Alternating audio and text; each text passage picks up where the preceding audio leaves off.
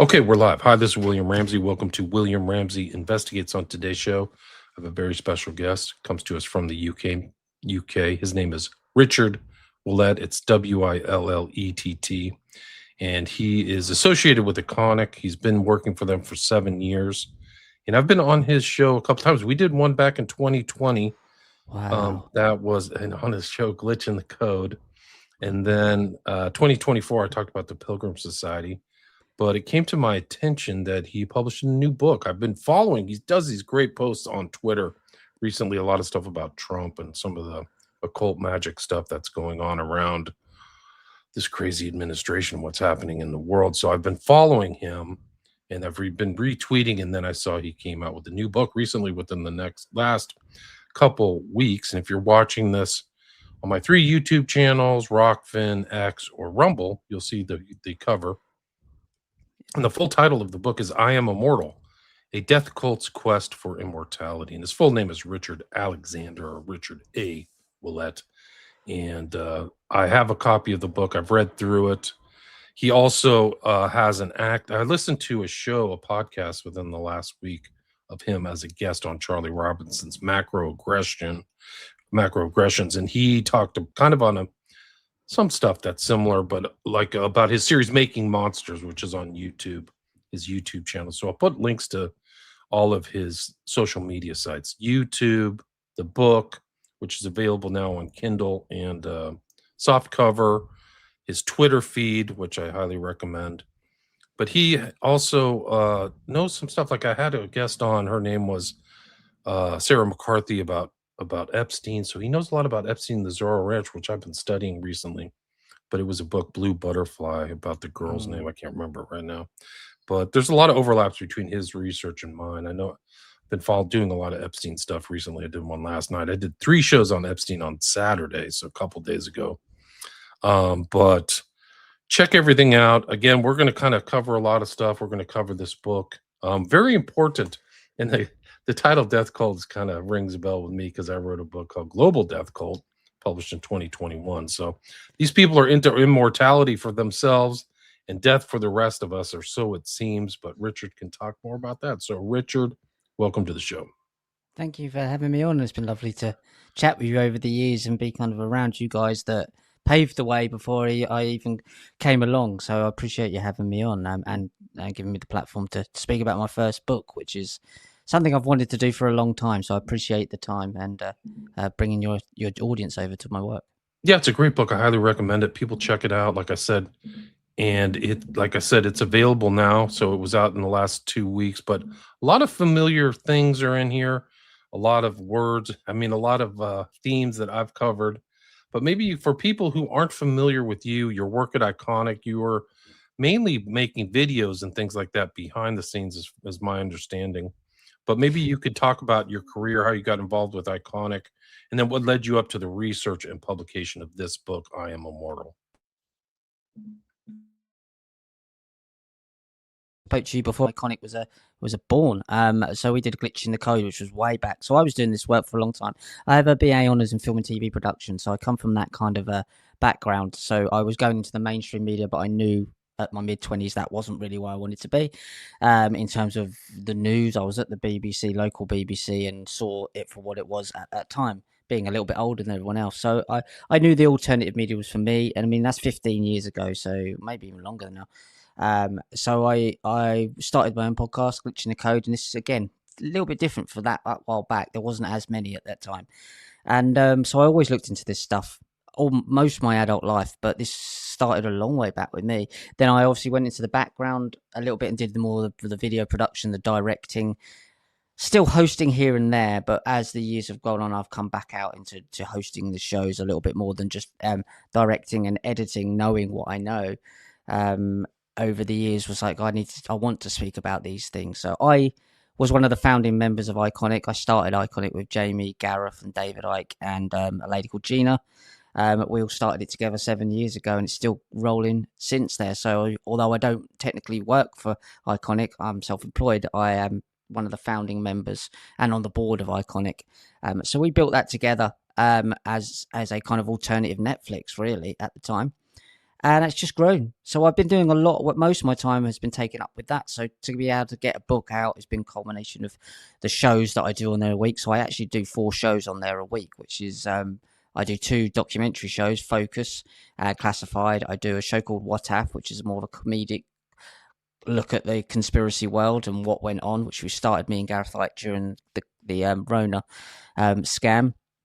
And I do one called Psychobabble, which is where I'm moving now a little bit more into the psychology and criminology world. So this is how I want my future work is going to be more trying to connect the world of true crime with the conspiracy world. Because when you get like, say, Charles Manson, as you would know, situation, they get this. Some writers will say it was an accident, like a robbery gone wrong, which I don't agree with. They'll, even those who look into the darker aspects, won't bring over the occult information. They don't understand the background of this, the transhumanist element of this, the Rosemary's Baby element of this, the whole kind of connotations to that. So that's what I write about that in the book, and how that connects to Epstein, how that connects to L. Ron Hubbard, how that connects to Jack Parsons, and all of this stuff does connect in terms of a messianic death cult that now has the transhumanist technology to bring this, or at least they believe, an attempt to bring this stuff about. I don't believe they can do all this stuff, but I think we're quite clearly seeing a mad US government, Israeli government, UK government, and that now is showing it is. And they certainly believe, at the very higher echelons of this, that they can do these things. And so this is all to do with the playing out of biblical end times, the transhumanist technology, the building of the third temple, a lot, the Freemasonic element of it, the Rosemary's Baby, transhumanist, homunculus element of bringing the Antichrist. This is all in the book. And what it kind of concentrates on is that this death cult, the real main theme of it, or one of the larger themes of it, is that this death cult are terrified of death. They worship Saturn, Kronos, death, Yaldabaoth, Yahweh, whatever you want to call this archetype of this evil creator god. They worship this because they're terrified of it. They don't love this god. They're scared of this god. And they're scared of the archetype of having to face up to what they've done. So they want to live here forever, but they want death for us. So it's kind of an oxymoron. They are a death cult that wants to live forever. And that's the Philosopher's Stone. All of these things I look into in the chapters in the book, and it's kind of an encompassment of what these lunatics believe. And I make it evident in the book that I don't believe these things, or that they're even capable of doing these things, but they certainly do. And that's why we have 70,000 people genocided in Gaza. That's why we have 20,000 kids. That's why they won't blink when they kill 165 children in Iran 3 weeks ago and then go and build a ballroom, because they are a death cult. So I go into what they believe, what they're doing about it, how they go about it, and all the other elements of the transhumanist technological rollout of this playing out of end times ideology. It's a 400-page book. It's a very in-depth book, but it shows how mad they are from top to bottom, and they really are. It breaks it all down. There is a connection in the Epstein materials between these occultists leading up to Epstein. We know Epstein was involved in getting books from 2 guys, Hyatt and Krieg, who are right in this line out of Parsons, Crowley, Parsons, and Hubbard. Like literally that, and he's onto Tantra and occultism. He knows about secret societies, and he's moving around. Like the person who that book I was about was Juliet Bryant, who you mentioned in the she's a good friend of mine. Yep. Maybe that's a good place to start, is like the lead up to Zoro Ranch, because people don't believe that part of Epstein where there's like experimental things. And I mean, when I talked to McCarthy, Brian thought that she was being she's from South Africa, so it's part of this global element. But maybe you could expand on her story in Zoro Ranch. Yeah. So me and Juliet Bryant have been friends for about 3 years now. Been talking excessively about this stuff, consistently, even and excessively about this stuff, and we've been talking about the symbology behind it. What happened to start off with? About 2.5 years ago, she came on my classified show, which is on iconic.com, and the first time she ever discussed seeing a couple of things that, I mean, take it as you will, you get to believe in what you like, but she certainly believes that these things happen to her. The first of which was that she woke up paralyzed and naked on a laboratory table surrounded by a certain amount of medical staff. One lady, the rest were male. Under, she believes, she definitely was at Zoro Ranch. She was being kept at Zoro Ranch at the time. So she doesn't know where she woke up. So we investigated that. It was, to me, under Zoro Ranch. You've got in New Mexico, you've got Dulce Base, you've got Los Alamos National Laboratory, you've got the Trementina site, which is incredibly important because that links into Scientology. It's the Church of Spiritual Technology. It has like a blue facade, Shekinah, which is the blue color in Kabbalah protection, facade front in the hill. You can clearly see it's a fake front. And that's where Ron Hubbard allegedly keeps all of his information in his books. Of course, it's cryogenically frozen. So you've got cryogenics there, you've got the Trementina site there, you've got Dulce Base, Los Alamos National Laboratory, and Zorro Ranch right in the middle there. You've got the Roswell crash as well, obviously, and other things as well there. So where did she wake up? That was the first point. I believe it was underneath Zorro Ranch. Now we're going into all of this stuff. She believes her eggs were being harvested. I don't think that's too much of a stretch from what we know about Epstein now.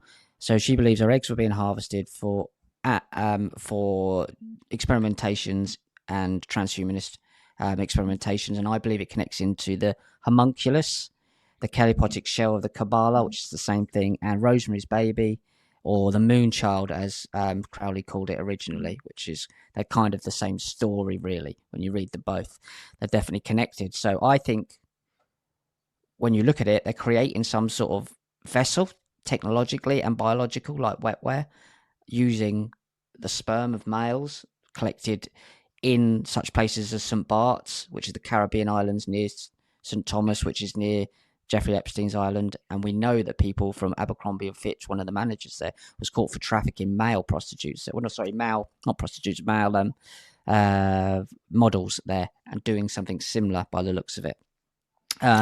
So there's all of this goes into it. And even the FBI, I mean, this got front page about a month ago after I've been speaking about it 2.5 years ago.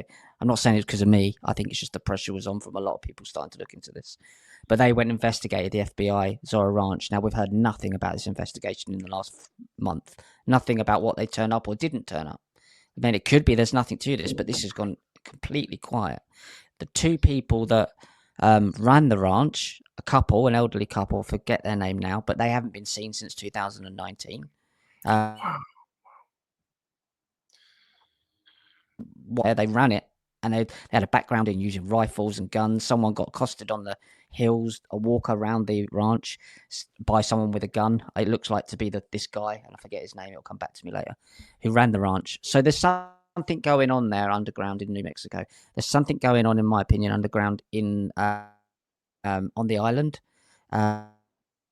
So when Juliet Bryant was at Zorro Ranch, this gets even weirder, was at Zorro Ranch, and she was kept there. She thought she was only there for a few days, but it turns out that she was there for weeks. This is back in the early 2000s. Not only did she wake up underneath the underground, she was actually there with the film director, she claims, Michael Bay. Now, we know Michael Bay is connected to Epstein through, who's the guy that Epstein kind of served? Les Wexner. Now, Les Wexner, his company, again, that escapes me at the moment, was Les Wexner's famous modeling agency, or Victoria's Secret? Victoria's Secret, that's it. Yeah. Victoria's Secret. Now, their original or very early promotional videos were shot and directed by Michael Bay. So Michael Bay is connected to Les Wexner. He was hired by Les Wexner earlier on. So she said she saw Michael Bay at Zorro Ranch when she was there. Now, he's denied ever being there. We know there's connection through Les Wexner. Now, she says that she saw him there. He's denied it. Now, in 2003, what film does Michael Bay release? He releases The Island, which is exactly what she was telling me she believes is going on underneath Jeffrey Epstein's island. You've also got St. Bart's Island near there. A lot of these P. Diddy, Richard Branson types go there. Abramovich as well. All of these guys, Putin and Abramovich, they holiday there. A lot of people do. There's it's a known elite spot, Richard. That St. Bart's, they meet. They bring all their yachts together like a regatta and party. Oh, they do. And it's known, yeah. It's a known thing per year, yeah. Hollywood, all of this connects. All of this absolutely connects. And you're right. I've just seen that jug of the go. Yeah, a Christian group bought Zoro Ranch. I would question whether they're truly Christian or not, but they certainly say that they are. So go back to St. Bart's. You've got on that island, you've got a yellow submarine, by the way, that takes people for a little trip. So you've got that Crowley Beatles-esque connection there. But one of the major things about that island is that there are people that have gone to parties there and said that some weird propositions have gone on. Puff Daddy was there a lot as well. Obviously, this Abramovich guy. Oh, sorry, this Abramovich Fitch. Can never say that. Abercrombie, I think guy. it is. Yeah, that guy got busted for trafficking dudes. He was a homosexual, and that was his. He did. So I think he was harvesting some of the sperm from the males, and the women were being. Richard, you're coming in and out. Maybe what we could big things that people have missed is. Hey, Richard, you're coming in and out. Maybe we could turn off the video. All you got to do is click on the camera thing, and that'll help with the connection. Just the camera icon on the back. It's second from the left. Let's just go straight audio. Yeah, well, there you go. Okay. Perfect. So, please continue. So let's go. Yeah. So when it comes to St. Bart's, so it's a big link. I just want to do this before, and I will move on. Elon Musk had his 13th child on St. Bart's. It was conceived on Bart's with a lady called Ashley St. Clair. St. Clair is a Illuminati bloodline, as you all know, William. They had this child there, and they named the child Romulus. Now, Romulus and Remus were the two direwolves raised by a she-wolf, and one of them went on to found Rome. So there's all this symbology there. When there's a picture of this young lady, Ashley St. Clair, I'm not saying she knew about this, but she's wearing a dress with a black dress with the famous picture with a silver moon on her hip, obviously. So then there's this she-wolf connection there. So there's all of this symbolic transhumanist connection around Epstein, and that goes into the occult stuff to do with Aleister Crowley, L. Ron Hubbard, Jack Parsons, and doing the Babylon working ritual in New Mexico. This is the same cult, and this is towards the messianic agenda. So this is the other side this is the technological side of the messianic agenda to bring about this Antichrist being for the likes of Olam Habar, the Kabbalah, element of these Chabad Lubavitch guys that have a lot of sway over Putin, Netanyahu and Trump and Jared Kushner and all of these guys. So you can see these two worlds colliding there. And I go into all of this in the book and what they believe and what they're up to. It's incredible because all these technocratic people like Musk and Thiel and things are all over the Epstein files and the emails and stuff. And there they are all around Trump, like they helped get Trump elected. And then here they are doing all this. They have all the symbolism, just like you said, the moon child and the moons, and they know what they're doing. Like it's their, like, I forgot which occultist said, but like knowing the symbols is the way the language works, the symbols that they know each other, stuff like that. But it's just off the charts. Were you familiar with the allegation from Zoro Ranch that they had an incinerator on there? Yes, I am. Yeah, I'm familiar with that. I haven't looked into that much, but I mean, would it surprise you that they did? No, nothing would surprise me what they did. What surprised me is that the FBI have raided it and heard nothing. Now that says more than been coming out going, we've found nothing. They literally said nothing so far. So either they're continuing it or the people that went there to do it have been shut up because there's something going on under New Mexico. Yeah, for people who don't know, would bet my house on it. No, I think you're right. For people who don't know, this like huge mansion is in the middle of nowhere.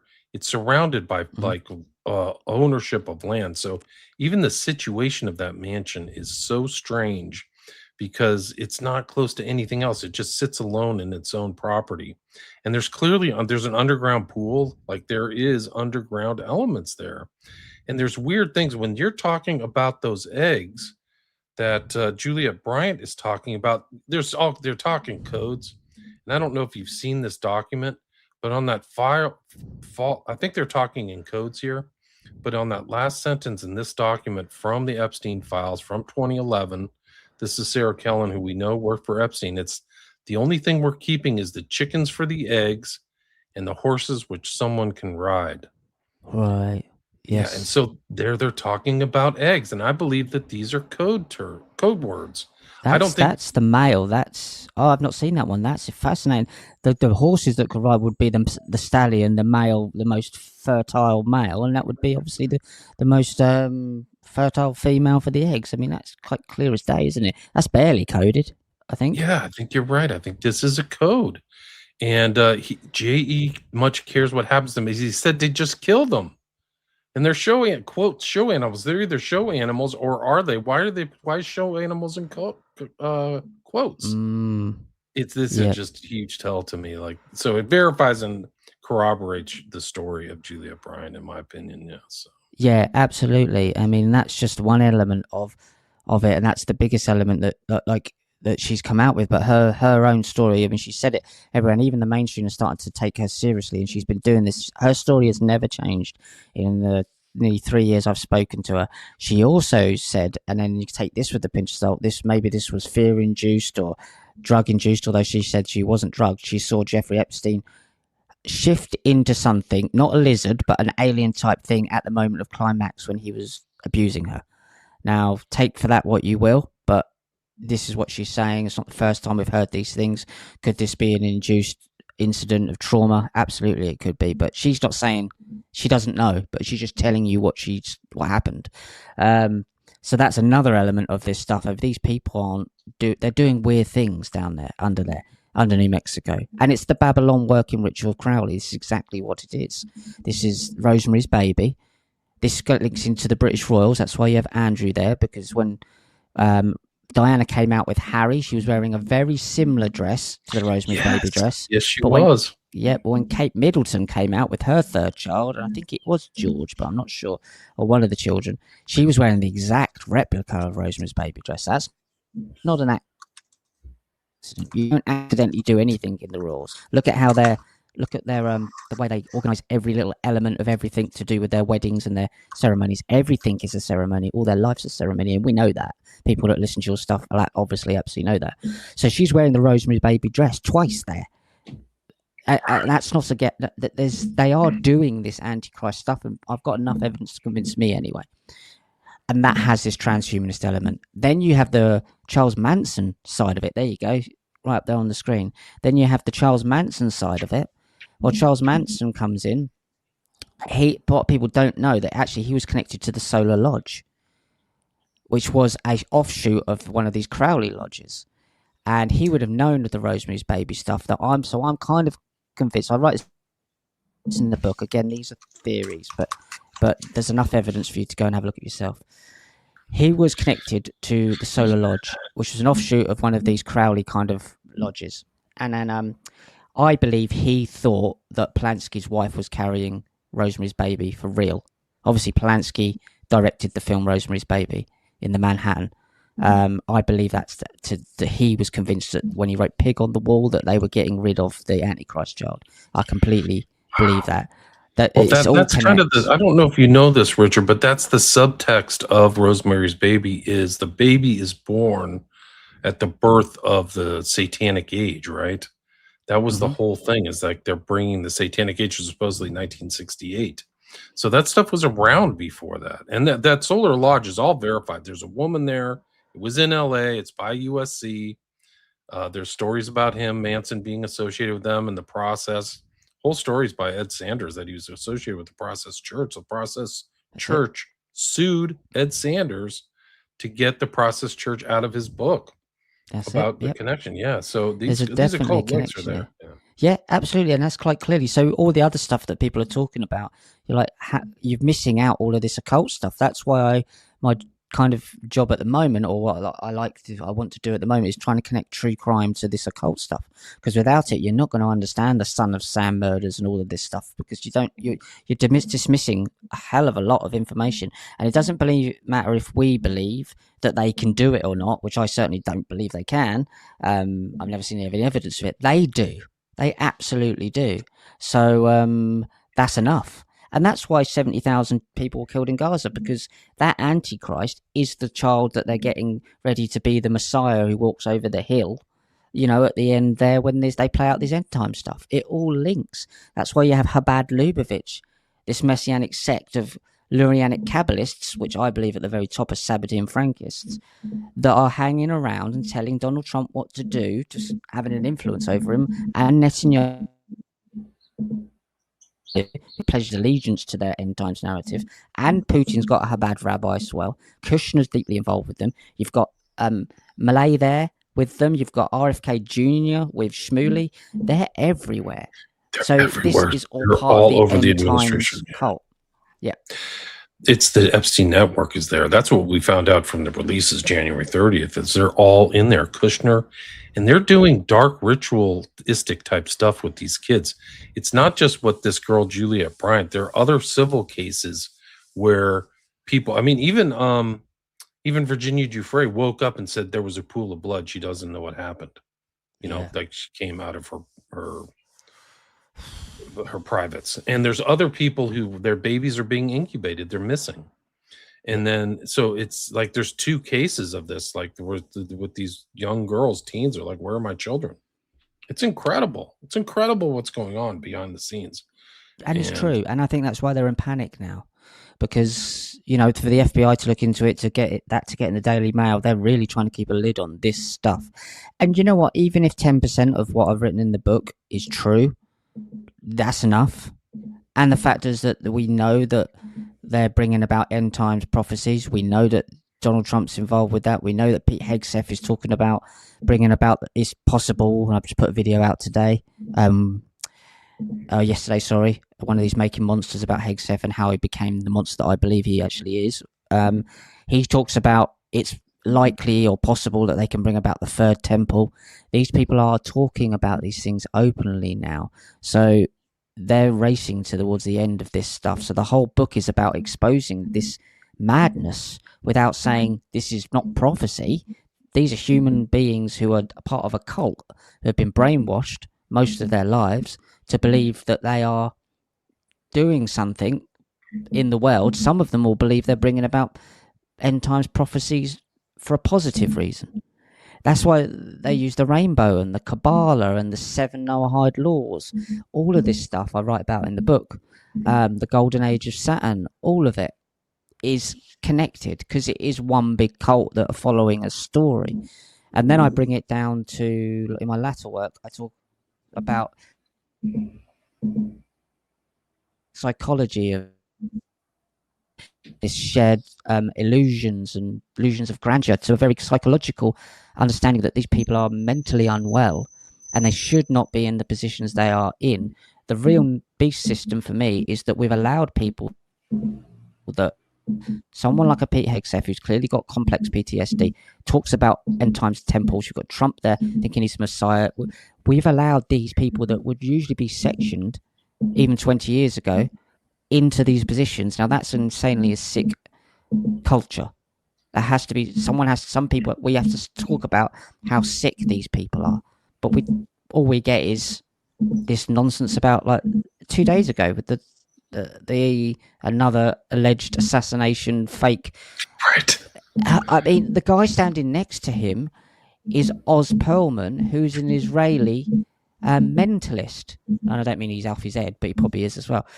He's a mentalist. He's a hypnosis. He's a trickster. He's doing a card trick at that very point, which is also probably symbolic as well. And Oz, you've got that connection of Wizard of Oz. Oz, in Oz is Zion, obviously. 77 in Crowley's system. Oz relates to 77 too. Exactly. So it's all there, and I'm not saying that Oz Perlman even knows this.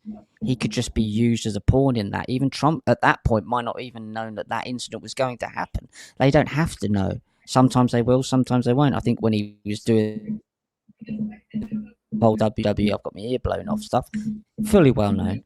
I'm not 100% convinced he even knew the one a couple of days ago. It doesn't matter because they're so far down the chain that what that whole situation does, it's a magic trick. It's discombobulates you. It what's the word I'm looking for?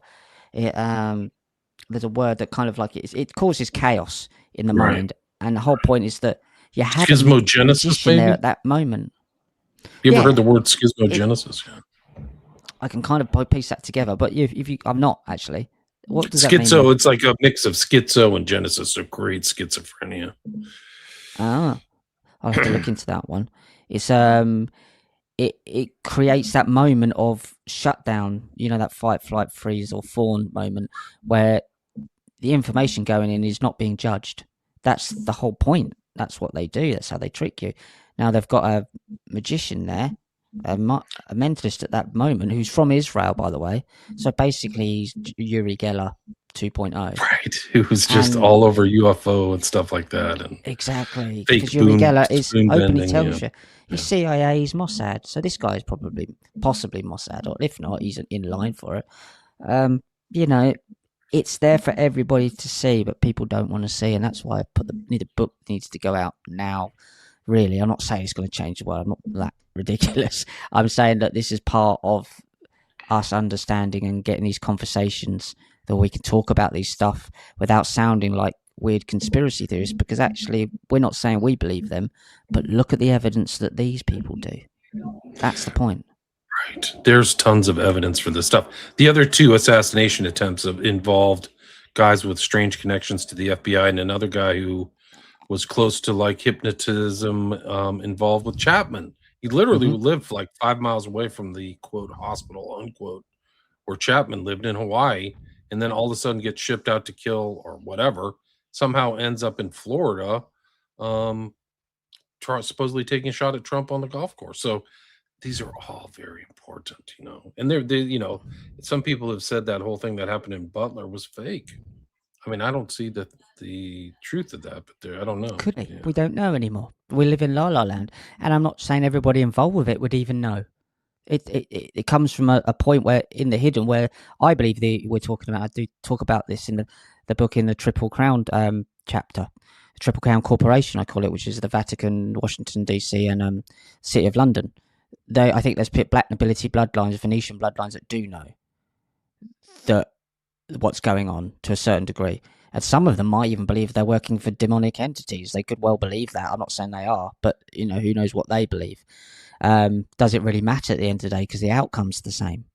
They understand alchemy, they understand cause and effect, they understand the human condition and the nature of reality in terms of the psychology, cause and effect of what thing they understand. If I pick up that cup, I'm doing it. If I put it to my mouth, I'm doing it. The cause and effect that they can have on people, they can wrap it in all this magical narrative, which what that does, it gives them a sense of power and a sense of omnipotence even. So the people looking and going, oh my God, they're so, but they're not. They're doing what they're selling you something. That's what the trick is. It's the selling you the narrative about what they're doing, and actually it's quite logical. They understand cause and effect. They understand alchemy. They understand cybernetics, which is the study of whole systems complete. So they understand how to get you within their system and use you as a cog in the wheel. This is alchemy, and it is magic, but it's not the Hollywood magic. And that's where I think we can really tap into going, everybody can do this stuff. This is a trick. But once you figure it out, it's just a trick. You can do it to them as well. Right. It's just like a magician's trick. They're playing it off on the public all the time. It's really incredible. Ziz asks, curious opinion on Kirby Sommers. Is her information reliable? Do you know anything about that? Do you know her? I don't know that name. No, that's a new name to me. Check into Hegseth's deputy director, his Cerberus Capital Inc. They hide in plain sight. Yeah, the guy behind Hegseth is a Zionist, like Stone Cold, Feinberg or something like that. That's Bartow. Have you ever looked into Cerberus Capital?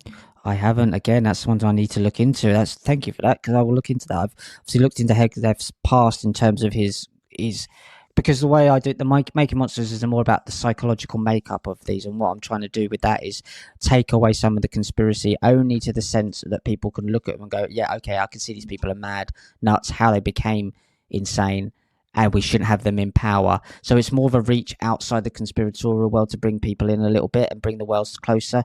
So that is something I'll definitely have a look into. Absolutely. He's obviously, I mean, he's got a drink problem. Not judging the guy at all on that. He has a sexual abuse problem, Richard. He's like, there's a lot of claims, and he's paid people off, is my understanding. Yeah. Yeah. Well, what do you call it? He not offered. What's the volunteered to go to Iraq? I mean, who volunteers to go to Iraq?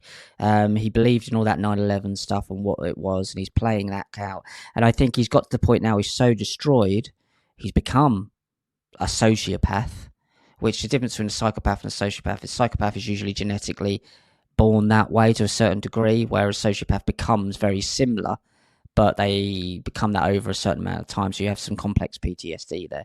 So he's become a point where he's of no return. That he can't look at his behavior and go, "Oh my God, what did I do over there? Who did I kill? Who did I hurt?" He has to make excuses for it, and the perfect excuse is it was God's work. It's all part of this messianic agenda, and I'm playing an important role. That's how they get them in. You said, can I purchase your book directly? You can't at the moment. It is just Amazon. I completely understand that, but I'm self-published. So there will be a point where I get up on the website and I'll be able to send you. Have you seen Hexus? Have you seen Hexus tattoo? Have you seen Hexus? But thank you. Have you seen Hexus tattoos? Like he has the Jerusalem cross on his like right breast. You seen that, Richard? Yes, I have. Yeah, so his tattoo. Yeah, that gets taken as a I have like a white supremacist sort of element to it, isn't there? But he denies that. But again, it has this more to me. It's this messianic element of it. This end times playing out prophecies. They all want to be seen as special and they're in the narrative, and this is part of a cult. I think they sell you a story, and you are special, and you're part of this story, and you are in with us, and the outside world gets shunned. And these people living in this White House, they're in a bubble of a cult. They're in a cult. And that's what it's about. But that's just a subsect of the cult of playing out this messianic agenda. They believe that they're playing out end times to bring about Olam Haba. And the real sad thing to me, William, is those who are Christian or don't understand, like genuinely Christian, they're getting set up. And I write about this in the book in terms of a 3D game. So like a virtual reality game even. So what I say in this chapter is that you've got these three Abrahamic religions. You've got the same story almost between the three. It's crossovers. So they all put on this. You put on your Islamic headset. You put on your Christianity headset. You put on your Jewish headset. You all enter the same game. But what you don't realize is that all the players in the game they all the same. The main players that when you get to this final end battle will all look very much the same. But the narrative that's been fed into each headset is completely different. So the context of what you will see and how you will frame that individual that turns up on the Mount Moriah, on the Mount of Olives will be different. So the Jewish people will see the Messiah, who's a physical person. The Christians will see that Messiah as the fake Antichrist Messiah. The Muslims will just see that as a bloke turning up, and not as any Messiah because the Messiah's already come. The Christians will be waiting to look up to the sky to wait for Jesus to come down from the clouds. Like it's all been set up. There's even a point where one of the Islamic guys that turns up, who's like a priest, he's actually clearly the same guy as one of the four horsemen with a crown on its head and a skeleton. It's clearly been I'm not saying it was set up originally that way, but it's been played to the point where you can see an end event, like in a computer game, where everybody turns up with their headsets on, but they're all getting fed different narratives to the same game. So it's like me and you and another person watching a movie, and we're all getting fed different audio into our heads. We're seeing the same things. We're seeing it, but we're seeing it different. This is the psychological ops of it. And then you realize that Francis Bacon was who edited the King James Bible. King James was an absolute tyrant, killing people. He said everybody was a witch because he nearly drowned in his boat. He was obviously the illegitimate son of Queen Elizabeth I. He was the founding member. The founding included, I think it's Jack D or John D, and another guy, Francis something. Kelly? Williamson. Dean Kelly? It is Dean Kelly. Sorry, you're right. Dean Kelly. Yeah, it is right. Yeah. So there's three of them there. They started basically what is British intelligence today. It's Elizabetian intelligence. And they're editing. Is it Walsingham? Is the guy's name Walsingham? Yeah, something like that. So they edited the King James Bible.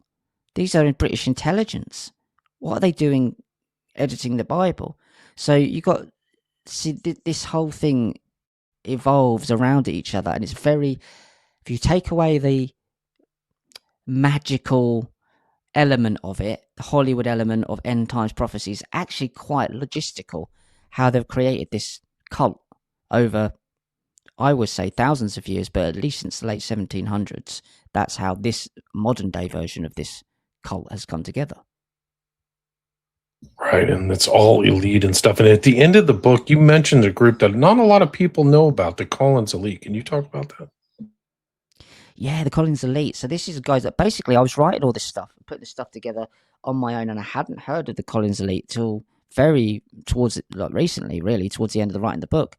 Collins Elite are guys that are in. They call themselves Christians, but I would say that the very top, the Sabbatean Frankists, in they're gathering around the White House, Washington D.C. area, and they believe everything pretty much that I've said in the book is coming about. But they believe that the UFOs that you are seeing in the sky, or allegedly seeing in the sky, and I think this is where we're seeing Uri Geller and some of these other guys that are to do with the UFO stuff, and there's people dying now, which is horrific.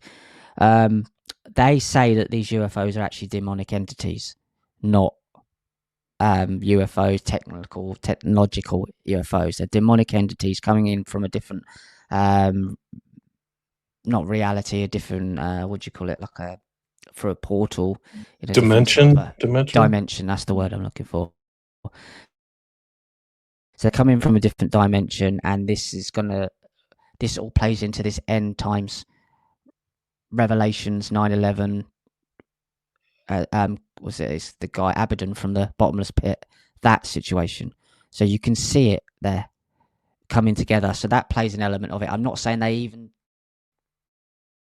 sure a lot of them believe that that's exactly what they're seeing, but you can see, you step back and you have like, okay, I don't believe in any of this is actually, organic. I believe all of this is created subconsciously through narratives, through a long period of time, through the accumulation of power and wealth. You can see how a global cult can span out over hundreds of years, because all they've done is accumulated wealth and wanted to accumulate more, wanted to keep it, and they've created these narratives and stories around biblical texts. And some of them will realize that they're doing it to control people. Some of them will genuinely believe that these are the real things happening. It doesn't really matter, because the end result is what they will claim is the end times, when actually it's people doing this stuff because it's the power of suggestion.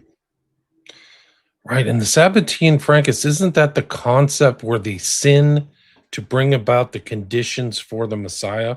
So it's not like the Messiah is coming because of our virtue.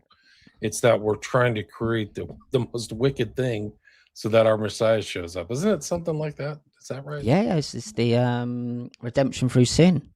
That's exactly what it is. Redemption through sin. This is do what thou wilt. This is Crowley. Same thing. There's just different ways of terming do evil things, excuse yourself of evil things, because in the long run, it's for the greater good. And where do we hear the greater good? During the COVID scam. It was always about do it for the greater good. That is a cult. That is an absolute cult. That is get rid of your individual needs, stop being selfish, self-centered, which they confuse with keeping yourself safe, and do what is best for the community. Well, it's never best for the community. It's best for those who are keeping the community in control, obviously. So this is all about inversion. It's satanic inversion. It's evil becomes good. Good becomes evil. This is the Freemasonic floorboards. This is the flipping of the Kabbalah tree of life, roots up. It's the evident in Stranger Things. This is the upside down, which is just the Kabbalah. They go through a tree to get into the upside down most of the time. All the this is the same stuff. So you have, like, Francis Bacon was into the Kabbalah with a small c, the Christian Kabbalah. You've got the Lurianic Kabbalah, which is Chabad Lubavitch, which comes from Isaac Luria, who was a Sabbatean Frankist.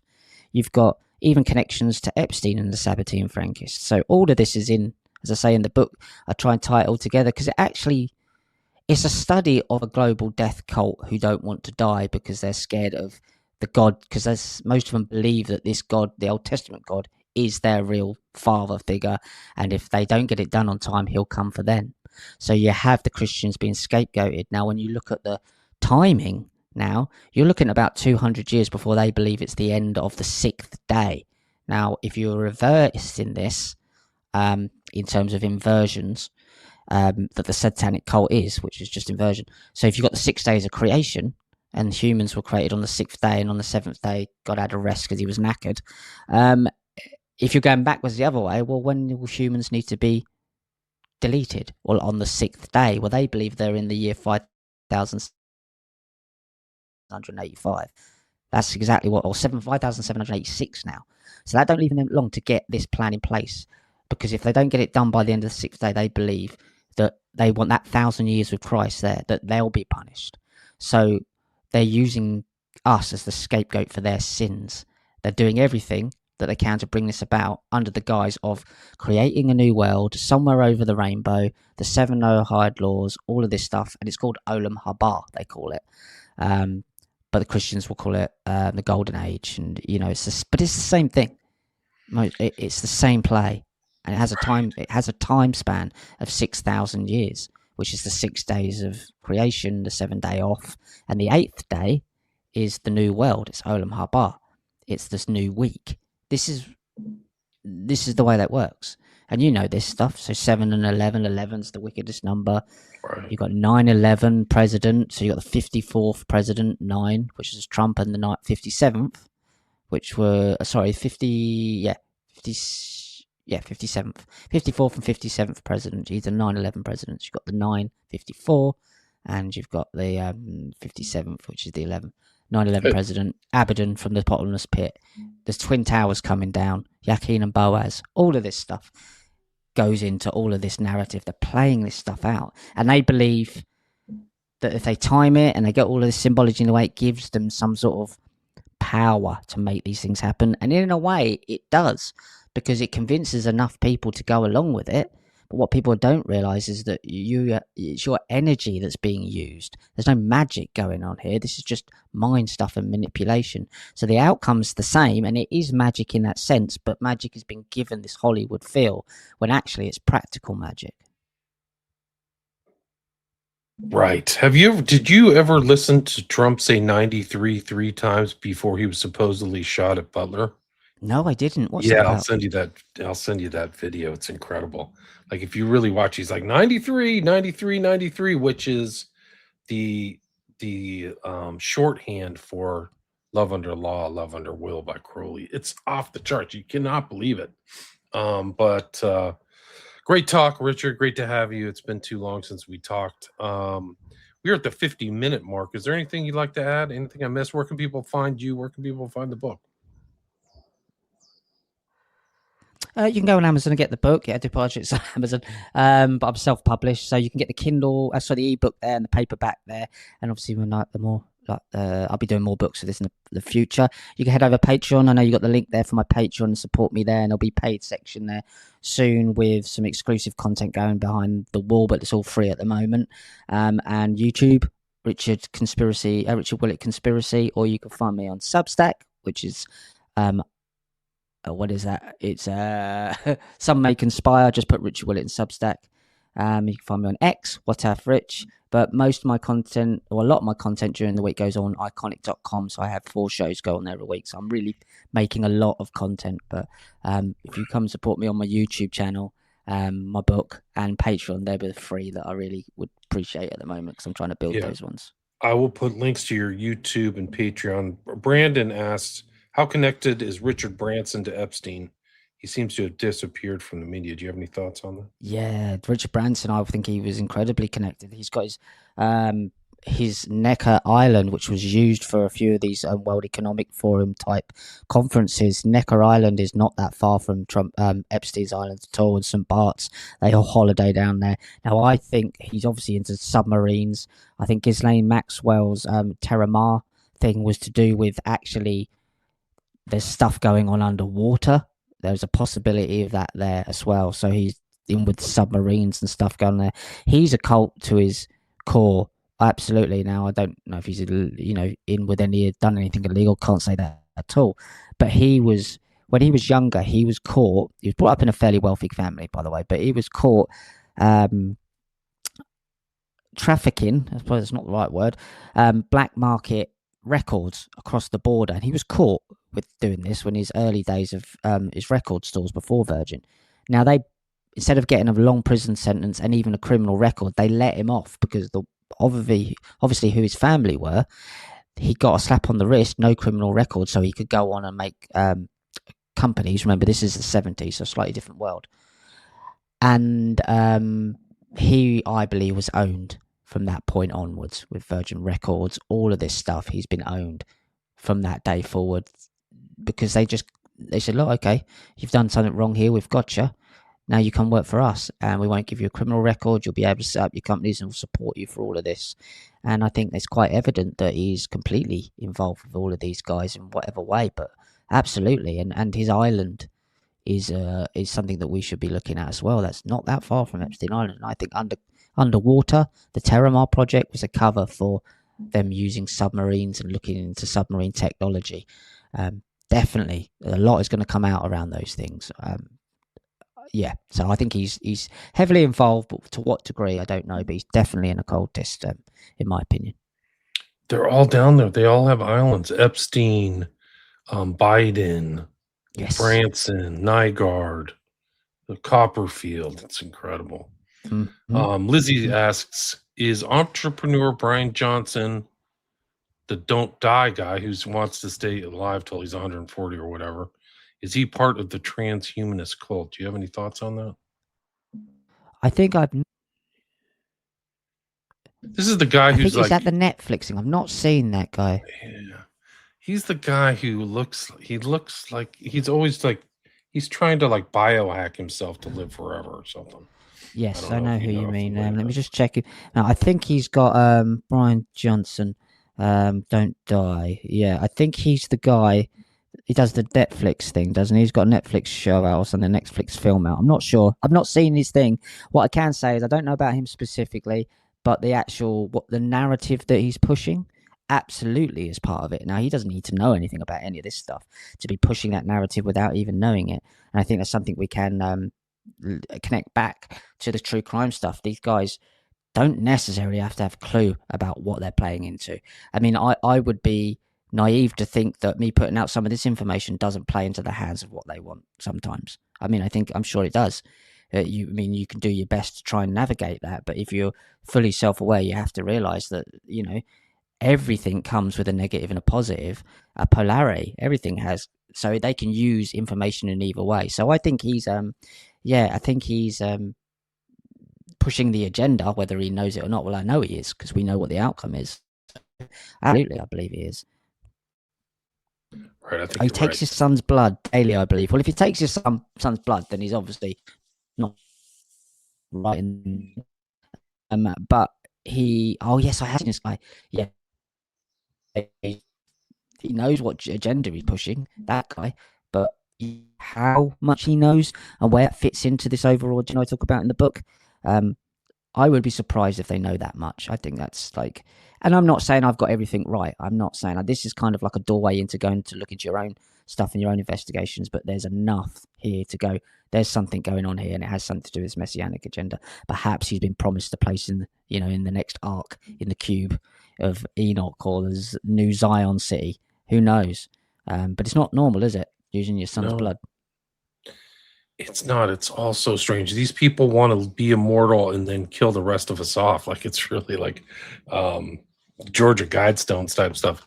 It feels like the end of the world, and all this information you've related through your talking book really opens up people's eyes. So people go get this book. Check out. I will put links to Richard Willett's YouTube, Twitter, and his Patreon. So check that out. Anything else you'd like to add, or anything I missed before we wrap it up?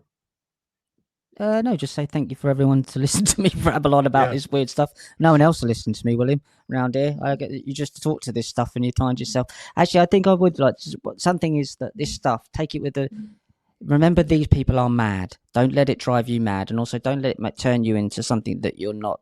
Like, yes, they're mad and yes, they're doing weird stuff, but they are a very, very small percentage of the planet, and it doesn't take much for the world to wake up. They're terrified of people understanding this stuff.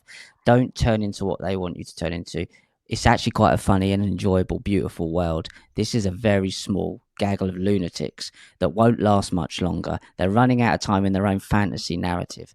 So just don't let it turn you or I into people that we don't like, because there's so many this world is a beautiful, beautiful place. We've got our families here, our children here. This is a cult that needs to be exposed for what it is. And on the back end of that, we can have a different world as to, I don't know what that would look like. I have no idea. But don't let it, get you down, because it's quite funny. These people are mental. It's just that we've normalized insanity. And that's quite easy to undo once people are willing to go, that king over there's got no clothes on and he's got his bollocks and nuts out. I can see them. We just got to call it out for what it is. Just have some humor to it, because it's, don't let it ruin your day, because these people will love that. They want to ruin it. They're a death cult, just like you say in your title. And again, the guest and podcaster and author is Richard A. Willett, Willett. And the title of his new book is I Am Immortal, A Death Cult's Quest for Immortality. Thanks so much for your time, Richard. Appreciate it. Thank you, mate. Always. All right, stay there.